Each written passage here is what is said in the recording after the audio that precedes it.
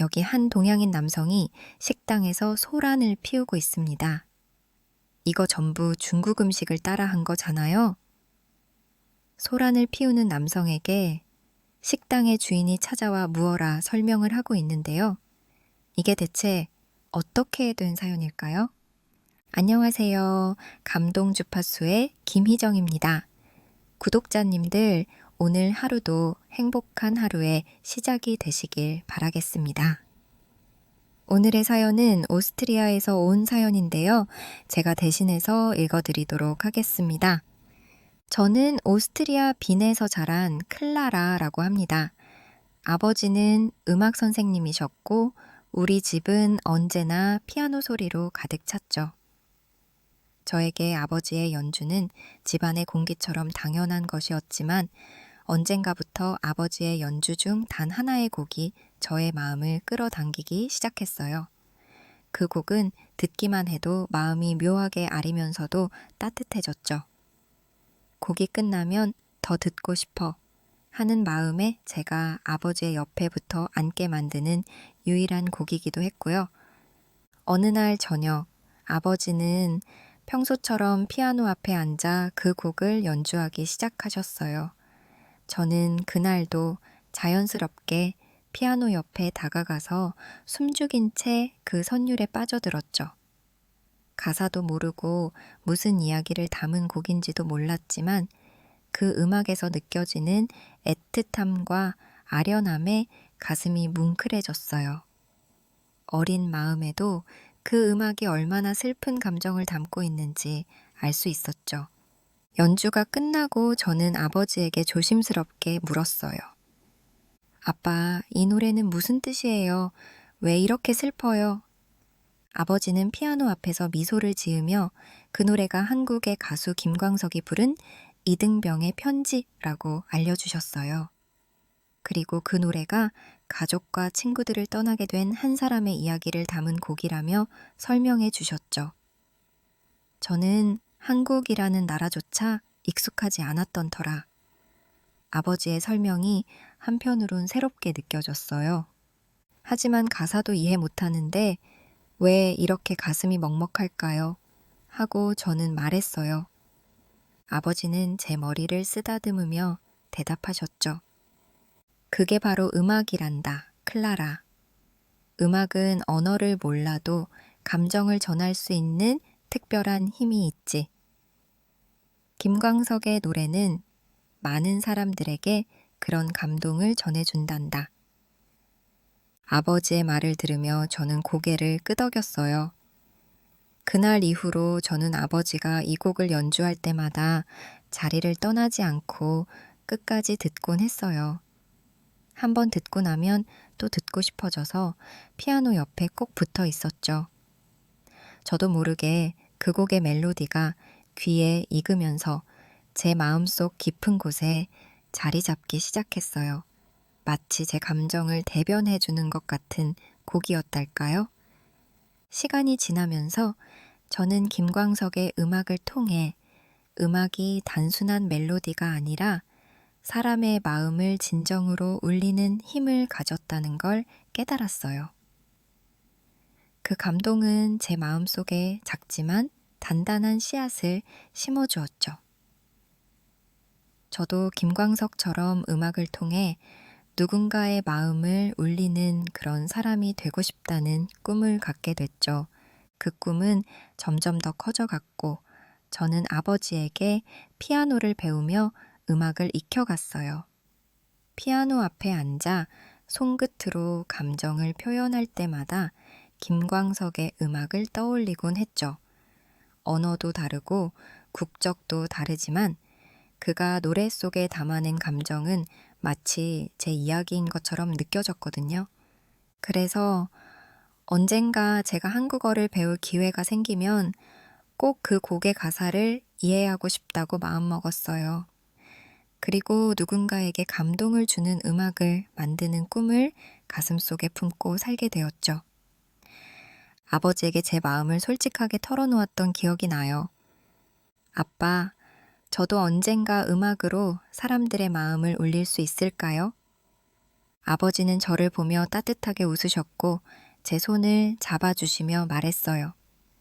클라라, 네가 진심을 담아 연주하고 노래한다면 분명 누군가의 마음을 울릴 수 있을 거야.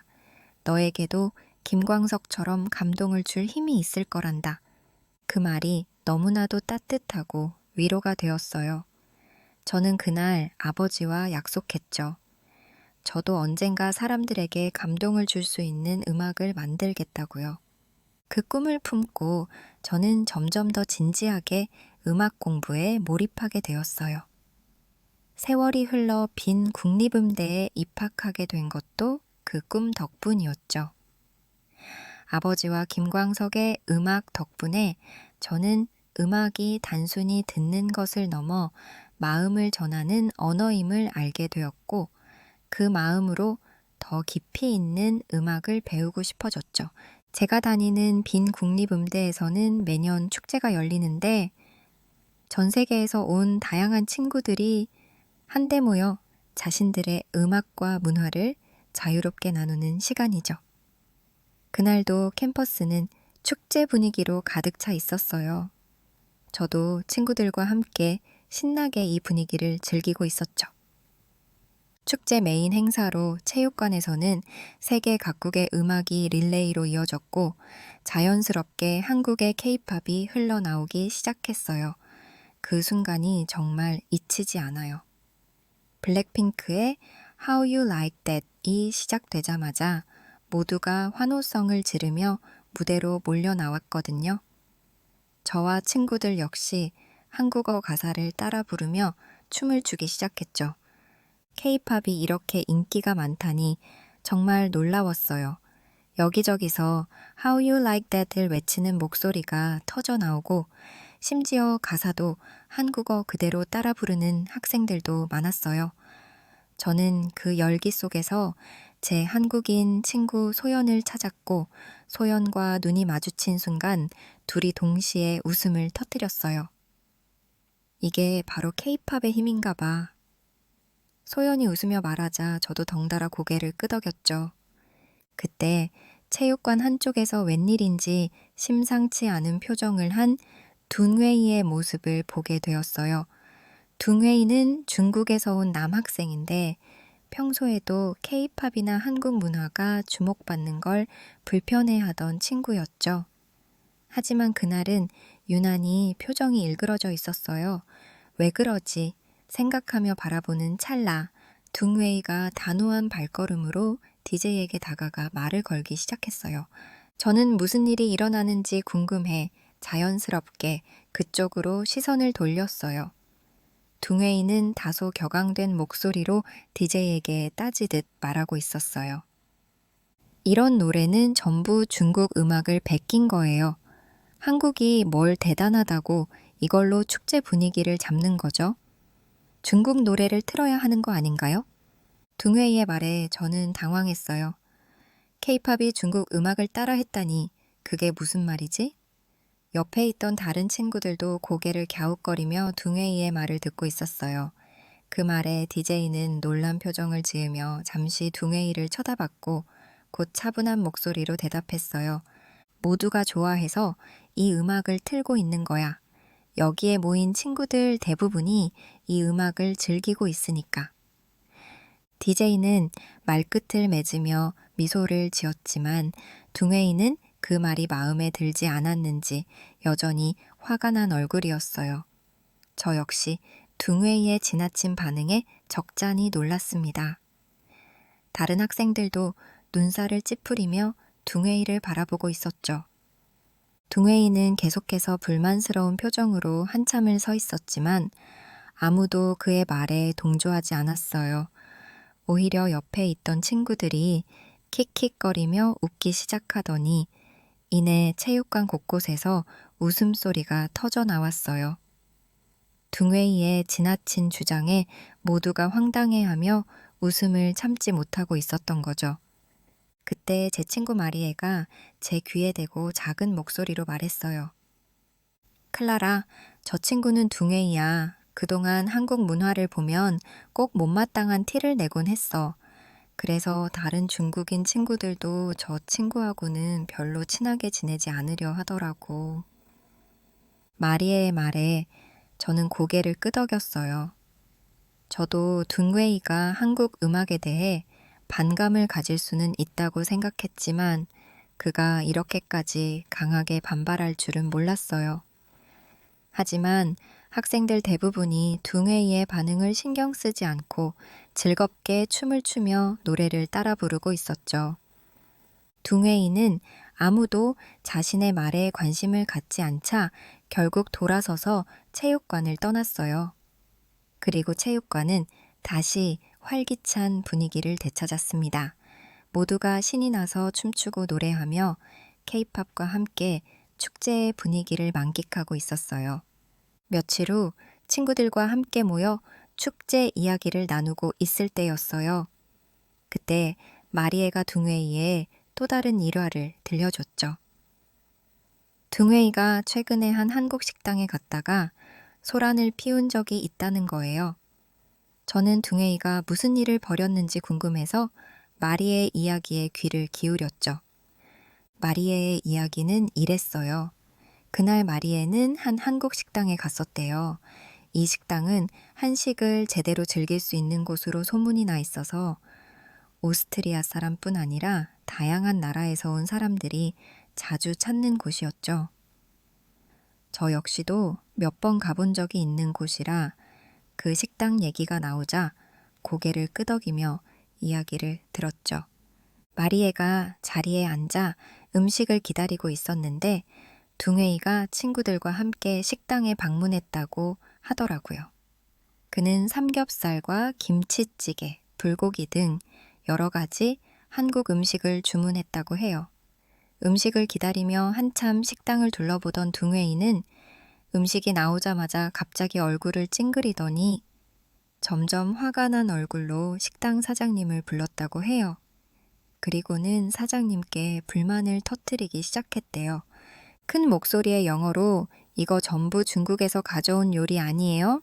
삼겹살도 김치도 불고기도 다 중국에서 먼저 만든 건데 한국 음식이라고 내놓다니 말이 되나요? 라고 외쳤다고 했죠. 마치 식당 안에 있는 손님들 모두가 들으라는 듯 말이죠. 둥웨이는 자신만만한 태도로 한국 음식을 모두 중국에서 유래한 것이라 주장하면서 사장님께 따졌다고 했어요. 마리에와 친구들은 둥웨이의 터무니없는 주장에 충격을 받았다고 해요. 아무리 생각해도 둥웨이의 말은 무리한 주장이었으니까요.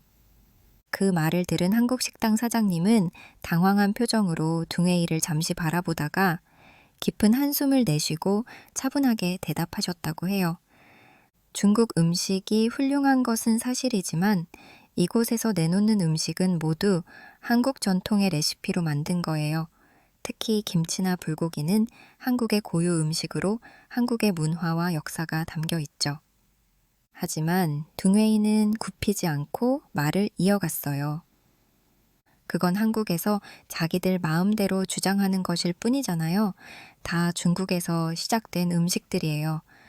여기 와서까지 이런 걸 한국 음식이라고 내놓는 게 우습네요.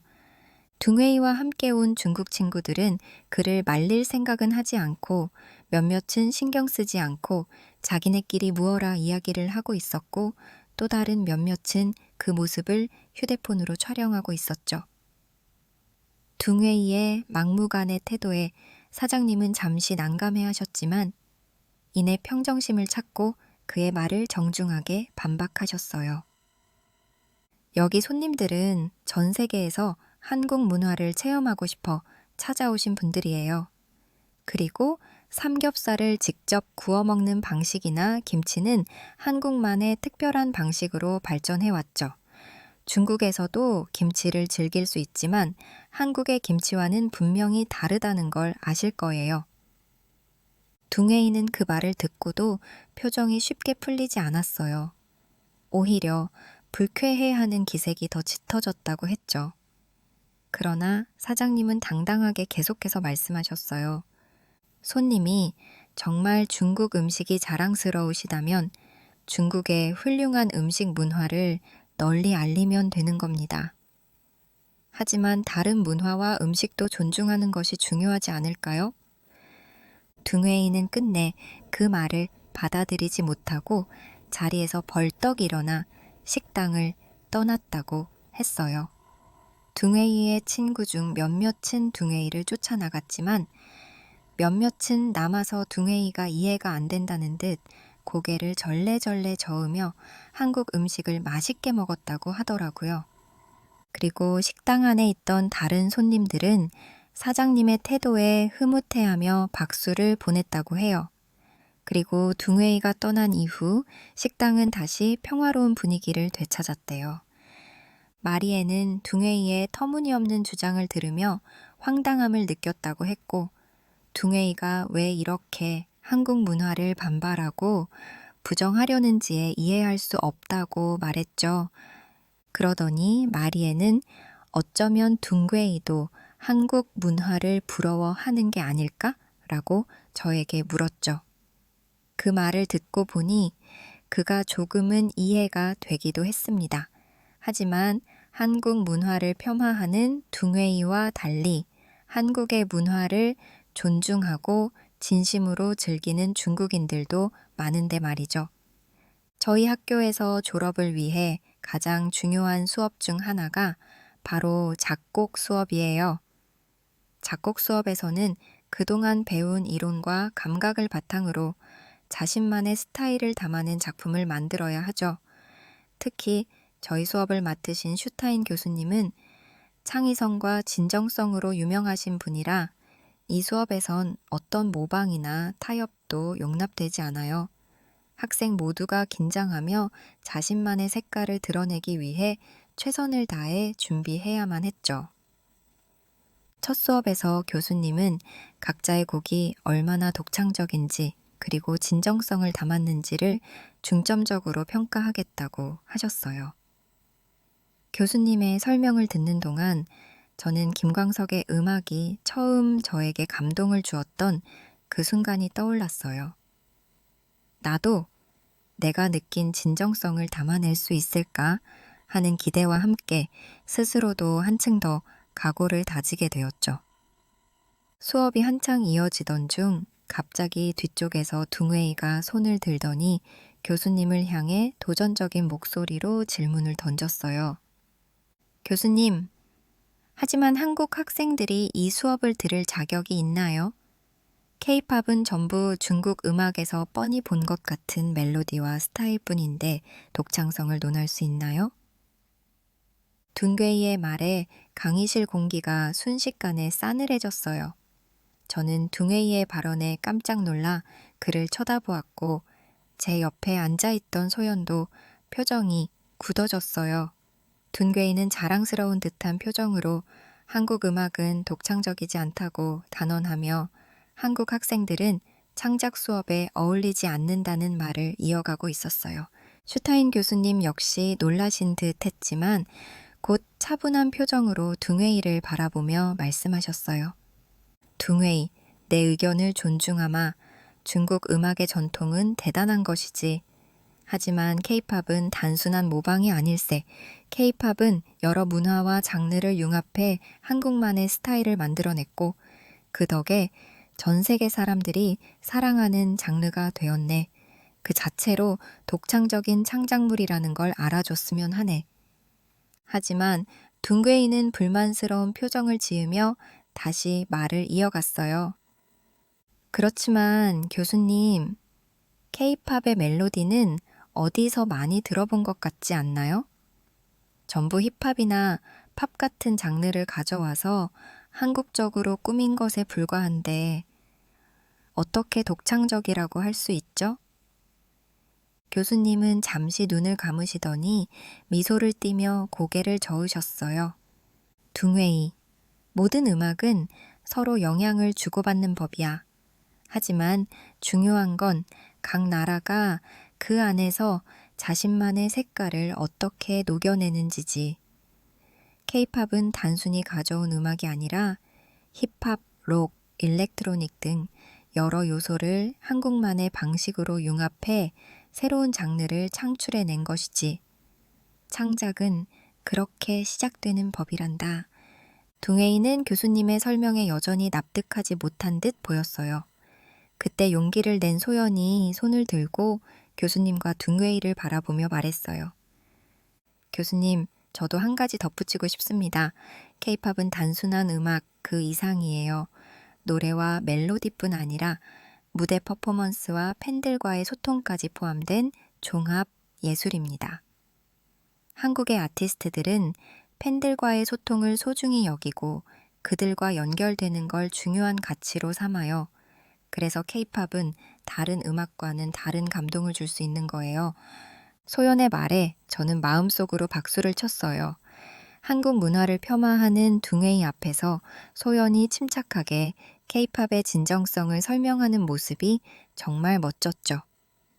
특히 케이팝의 핵심이 단순히 음악적 요소에 있는 게 아니라 무대와 팬들과의 상호작용이라는 걸 강조하는 소연의 말이 제 마음에도 와닿았습니다. 둔괴이는 여전히 표정이 굳어 있었지만 더 이상 반박하지 못했어요. 소연의 논리적이고 진지한 태도에 학생들 모두 고개를 끄덕이며 공감하고 있었죠. 그 모습을 지켜보며 저는 다시금 깨달았어요. 음악의 창의성과 독창성은 단순히 장르나 스타일의 차원이 아니라 얼마나 진정성을 담고 그 음악을 듣는 사람과의 교감에 충실한가에 달려 있다는 것을요. 수업이 끝난 후 소연에게 말을 걸었죠. 소연, 너 정말 대단했어. 둥웨이 앞에서도 떨지 않고 차분하게 대답하는 모습이 멋졌어. 소연은 저를 보며 미소를 지었고 이렇게 답했어요. 클라라, 고마워. 케이팝은 그냥 음악 그 이상이야. 내가 소중하게 생각하는 한국 문화가 부정당하는 걸 그냥 두고 볼 수 없었어. 그날 저는 소연을 통해 케이팝과 한국 음악이 가진 특별함을 다시금 느끼게 되었어요. 한국 음악과 문화가 전 세계 사람들에게 사랑받는 이유는 단순히 트렌디한 멜로디 때문이 아니라 그 안에 담긴 열정과 진심, 그리고 팬들과의 깊은 소통 덕분이란 사실을 깨달았죠.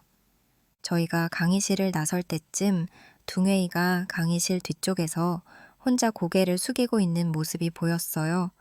표정은 여전히 굳어 있었고 고집스러웠던 모습과 달리 어딘가 쓸쓸해 보였죠. 그때 소연이 제게 잠시 기다리라고 하더니 둥웨이에게 다가갔어요. 사실 저는 소연이 둥웨이에게 굳이 말을 걸 필요는 없다고 생각했어요.